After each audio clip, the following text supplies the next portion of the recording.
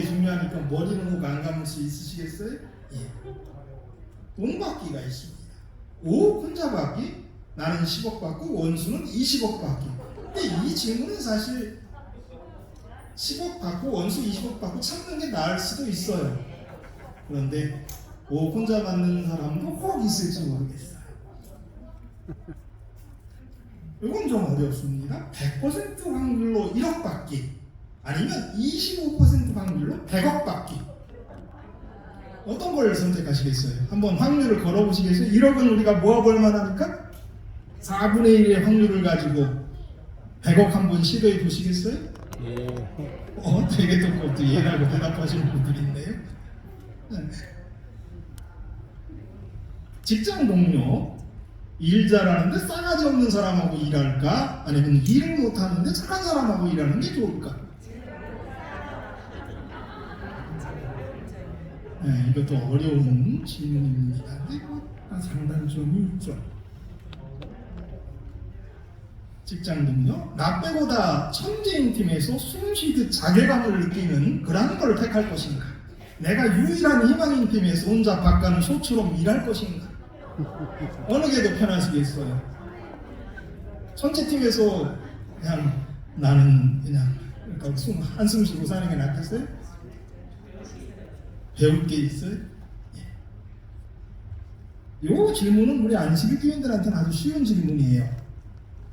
월요일에 휴가 쓰기, 금요일에 휴가 쓰기. 당연히 우리들은 월요일날 휴가를 써야죠. 금요일날 휴가 썼고 안식일날 교회 갔다가 일요일날 노는 거니까 우리들은 다 월요일날 휴가 쓰는 게 좋을 겁니다. 이런 게 이제 밸런스 게임이에요. 그런데 오늘 본문의 말씀에 이런 선택을 이렇게 하는 부분의 말씀들이 있는 거예요. 자, 요한복음 10장 19절에요. 이 말씀으로 말미암아 유대인 중에 다시 분쟁이 일어났다라고 말씀하십니다. 분쟁이 일어났습니다. 그럼 왜 분쟁이 일어났냐? 이 말씀이 뭘까? 우리가 지난 시간에도 좀 살펴봤지만 예수님께서 이런 말을 했기 때문에 분쟁이 일어나는 거예요. 나는 선한 목자라. 선한 목자는 양들을 위하여 목숨을 버린다. 당신이 선한 목자인데 그 양들을 위해서 목숨을 버리겠다. 14절. 나는 선한 목자라. 나는 내 양을 알고 양도 나를 아는 것이 아버지께서 나를 아시고 내가 아버지를 아는 것 같으니 나는 양을 위하여 목숨을 버리노라. 내가 선한 목자다라고 이야기한 것까지는 문제가 없을 수 있었을 것 같아.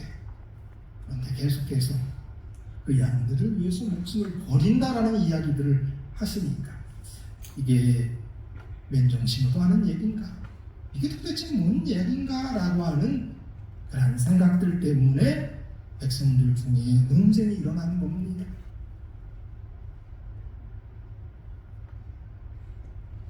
이런 말씀 때문에 논쟁이 일어나는 거예요. 내가 내 목숨을 버리는 것은 그것을 내가 다시 얻기 위함이니 이로 말미암아 아버지께서 나를 사랑하시느니라.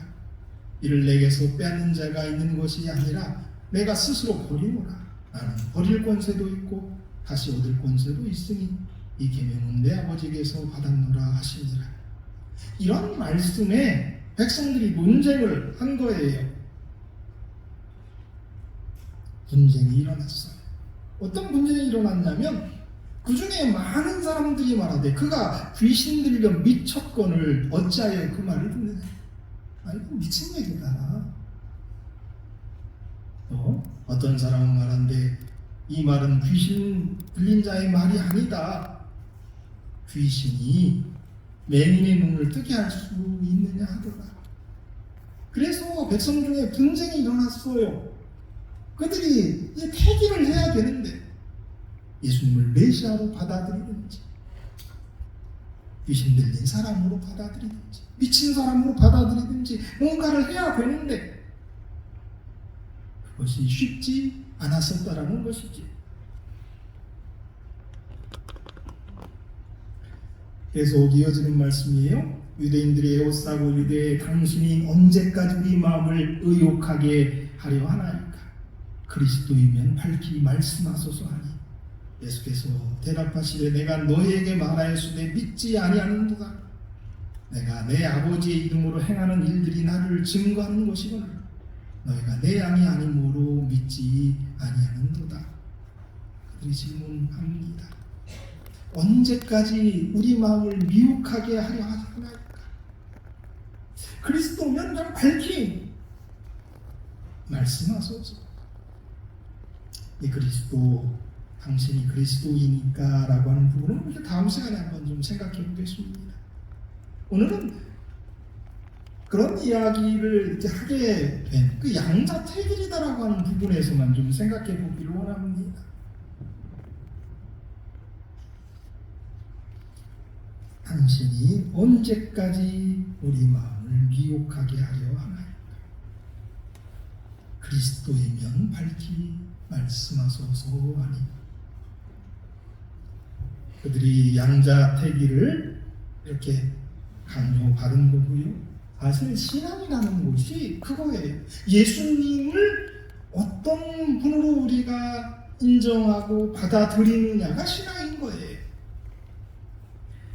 지금부터 나오는 이야기는 한국대학생 선교회 CCC의 교재 가운데 나온 책입니다.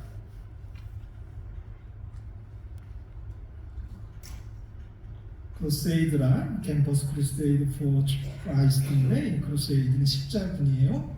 그래서 대학생 선교회인데요. 이 교재책에 나오는 얘기인데 이게 양자택일을 이야기해요. 그러니까 이게 뭐 대학생들을 상대하는 교재고 대학생들을 예수 믿게 하는 교재 가운데에서 설명하고 있는 양자택일이에요. 어떻게 접근하고 있는지 오늘 본문의 말씀과 똑같아요. 한번 접근해 볼까요? 그의 주장은 거짓이었다. 예수님의 주장은 거짓이었다. 그거와 그의 주장은 사실이었다 중에 양자택일을 해야 된다는 거예요.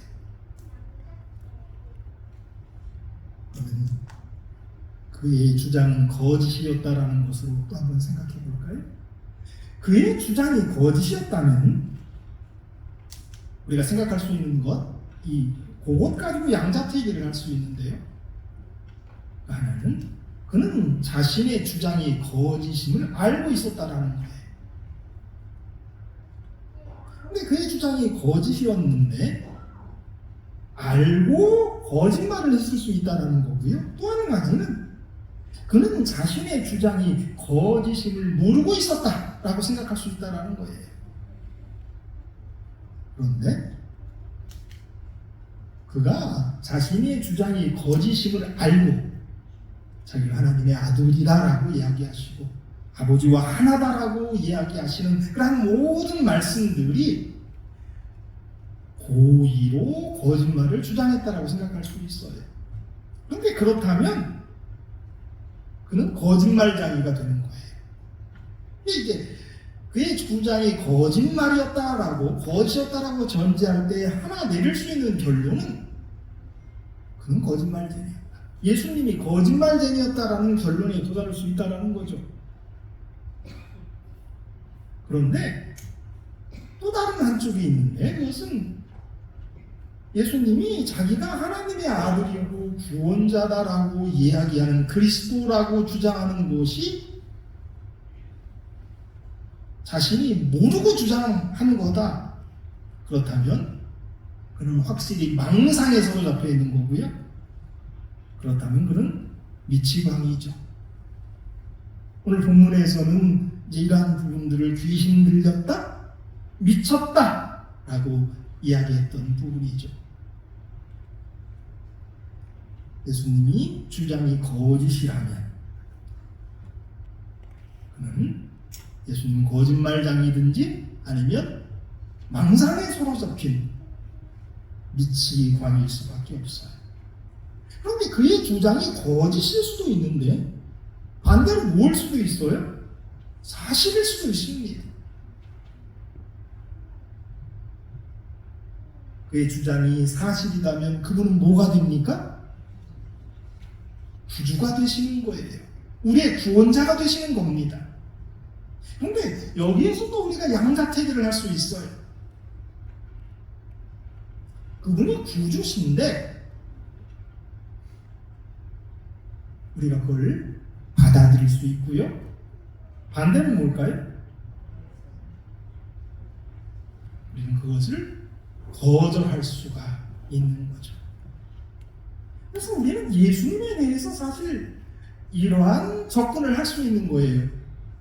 그분의 주장이 거짓이었다라고 생각할 수 있고, 그분의 주장이 사실이었다라고 생각할 수 있고, 그래서 그분을 거짓말쟁이로 미치광이로 여겨버리고 믿지 않을 수도 있고, 그분이 구주시다라고 우리가 인정하고 받아들일 수 있고 거절할 수도 있는 거죠. 그런데 정말 그가 구주시라면 우리는 받아들여야만 하는 거예요. 아멘. 예수님이 당신이 그리스도임을 주장한 부분은 우리가 다음 시간에 한 번 더 해보도록 하겠습니다. 우리 양자택일의 이야기 가운데에서 조금 더 생각해 보도록 하죠. 어거스틴부터 샤를로 대제까지의 유럽 도독사라고 하는 책을 윌리엄 레키라고 하는 사람이 있었습니다. 이 사람은 1800년대 사람이에요. 아주 옛날 사람이죠. 역사가고 옥스포드 대학교 교수를 역임한 사람인데요. 옥스포드 대학에 보면 그의 라는 상이 있다고 그럽니다. 그런데 그가 그 책에서 이런 얘기를 하나 했어요. 기독교는 18세기 동안, 이게 이 사람이 그 당시 사람이니까 이런 얘기를 하는 거예요. 기독교는 18세기 동안 모든 시대, 모든 상황, 모든 기질적 차이를 초월해서 사람의 마음에 뜨거운 사랑으로 변화시키는 영감을 불어넣었다. 최고의 덕이 있을 뿐 아니라 그 덕을 행하는 활력소가 되었다. 예수의 단 3년간의 생애가 인류의 신생과 그 마음을 부드럽게 하는 데 끼친 영향은 전 인류의 도덕가들의 노력과 전 인류의 철학가들의 탐구를 다 합한 것보다 더 큰 것을 성취하였다. 예수가 종교 사기꾼이었다면 인류의 거룩한 것은 모두 사기 사건으로 된 것이라는 결론이 타당할 것이다. 이 사람은 서양 학자이기 때문에, 서양 역사학자이기 때문에 더 이렇게 얘기할 수 있었을 거라고 생각을 합니다. 그 서양 사회에서 예수 때문에 야만인들이 변화, 그 다음에 그들이 도덕적으로 성숙하게 된 그런 모든 것이 다 예수에서 왔다라고 그가 결론을 내린 거예요. 그래서 그가 생각하기에는 예수가 사기꾼이었다면 서양사에서 이루어낸 그런 도덕적인 그런 모든 것들, 그런 것들이 다 사기 사건 때문에 생긴 것이다라고 생각할 수밖에 없다라고 주장하는 거예요.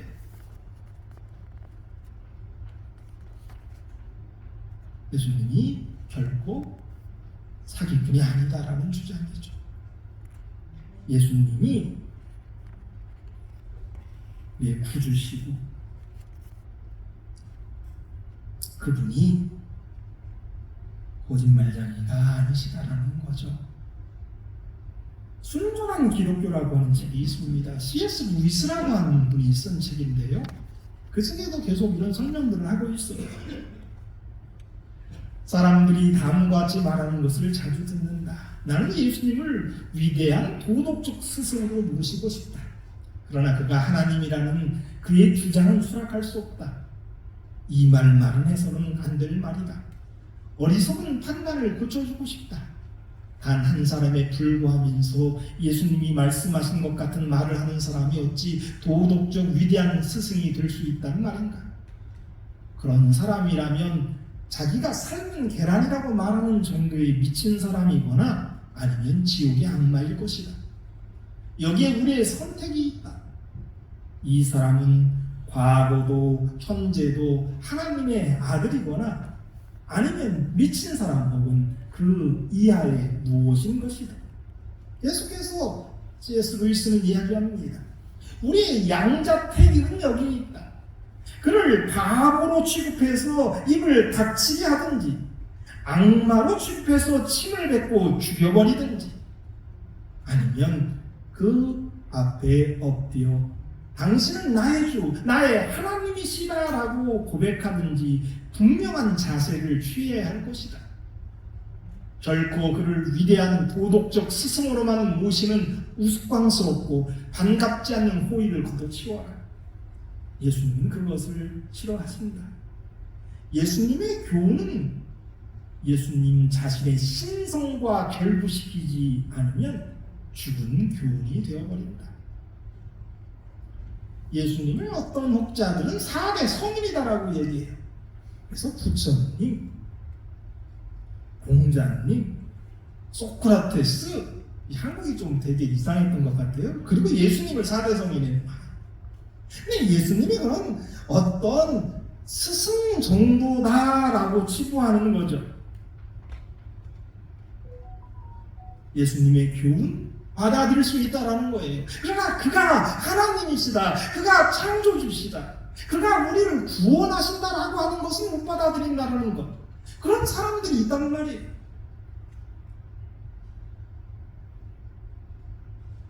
그런데 실은 그럴 수 없다라고 여기 주장하고 있는 거예요. 정말 양자택일을 해야 된다는 거예요. 그가 거짓말장이라 그 입을 닥치게 하는 거지. 귀신 들렸다면 귀신 들린 미치광이라면 미친놈 취급하고 말든지, 아니면 그분이 우리의 하나님, 우리의 주라고 고백해야 된다는 거죠. 어정쩡한 예수님이 어떤 성인이고 어떤 좋은 교사다라고 하는 이야기 의미가 없다라는 거예요.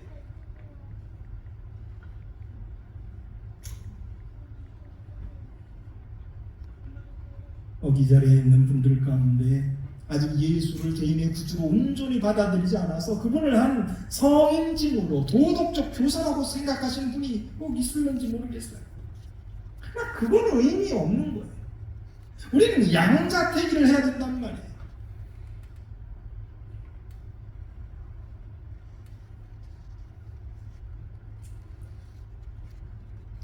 2000년 전에도 예수님은 당시 사람들에게 양자택일을 강요하셨습니다.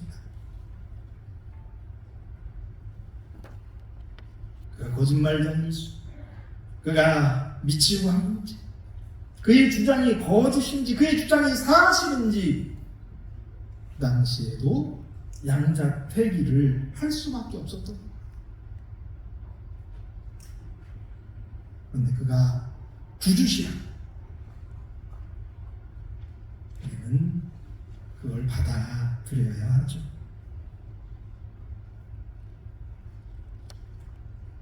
그리스도의 이야기 다시 한번 생각해 봅시다. 그를 바보로 취급해서 입을 닥치게 하든지, 악마로 취급해서 침을 뱉고 죽여버리든지, 아니면 그 앞에 엎드려 당신은 나의 주, 나의 하나님이십니다 라고 고백하든지 분명한 자세를 취급해야 한다라고 말씀하십니다. 그런 양자택일은 우리가 시작할 때 산이 좋아 바다가 좋아 같은 그런 문제가 아니에요. 100%에 1억 받을래, 25%에 100억 받을래, 그런 밸런스 게임이 아니에요. 우리의 삶과 우리의 죽음, 우리의 영생과 구원이 갈린 그런 양자택일이란 말이에요. 요한복음 10장 42절은 다른 사건들이 이어지면서 이렇게 말해요. 그리하여 거기서 많은 사람이 예수를 믿으리라. 아까 본문에 보면 많은 사람들이 예수를 믿지 못했어요. 그러나 예수님의 설명, 또 예수님이 보여주신 것, 우리가 그럼 다음에 한번 생각해 보겠습니다. 그런 것들을 통해서 많은 사람이 예수를 믿었다라고 요한복음 10장은 마치고 있는 것입니다. 그분이 우리의 주이시고 우리의 하나님이 되신다면, 그분이 나의 주시고 나의 하나님이 되신다면, 우리는 참 자유를 얻게 될 것입니다. 우리는 진정한 쉼을 얻게 될 것입니다. 우리는 온전한 평안을 얻게 될 것입니다. 그것이 우리 환우들이 얻어야 될 거예요. 자유, 쉼, 평안. 그것이 우리 어르신들이 얻으셔야 될 거고, 우리 모든 우리 교우들이 얻어야 될 것이 그거예요.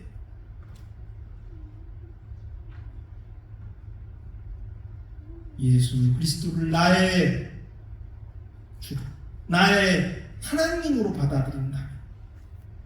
구원과 영생이 우리의 것이 될 것이란 말입니다. 이와 같이 루이스가 이야기했던 그 이야기 고백하고 좀 마치겠습니다. 같이 한번 읽어보겠습니다. 시작. 당신은 나의 주, 나의 하나님이시니. 그냥 따라 부른 말이 아니라 이것이 우리의 고백이 되고 우리의 신앙이 되기를 축원합니다. 기도합시다.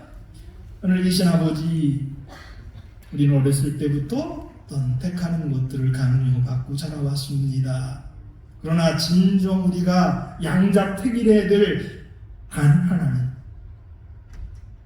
우리가 오늘 살펴본 예수 그리스도가 우리의 주시고 우리의 하나님이시다라고 하는 사실임을 배웠습니다. 오늘 우리가 고백했습니다. 우리의 고백 받아주시고 우리가 그 고백 안에 살게 도와주시옵소서. 더욱 예수님을 우리의 주와 구주, 우리의 하나님으로 여기면서 행복하게 보내는 안식일 우리에게 허락하여 주시옵소서. 예수님의 이름으로 기도드립니다. 아멘.